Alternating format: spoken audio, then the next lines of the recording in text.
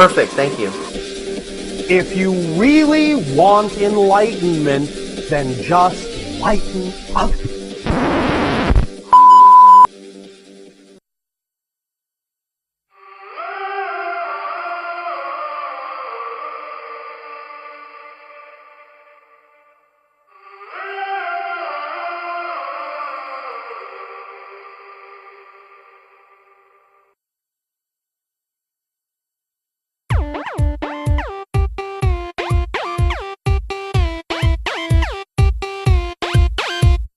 Look at me and tell me the truth.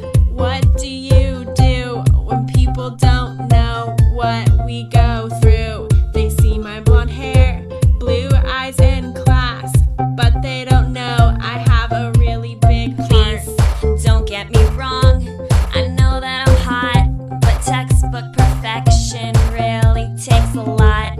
Weird guys call my phone, and girls call me names, but like Miley said, I can't be tamed. Hot girls, we had problems too. Where is auto-tune when you need it? These ladies shouldn't quit their day jobs. Anyways, the points being made in this obvious bit of comedy are as such that I feel require just a little bit of elaboration on. Society teaches us that when our perspective of a girl is that she is absolutely physically gorgeous, that it's supposed to mean that she knows it. And that in knowing it, it's supposed to mean she is narcissistic and has this perfect Walt Disney sort of life, which has proceeded to rot her brain and has her taking all of the meaningful things about life completely for granted. That she looks down on everyone and has the affections of all sorts of guys, including but not limited to being a complete slut and being banged 6 ways to Sunday.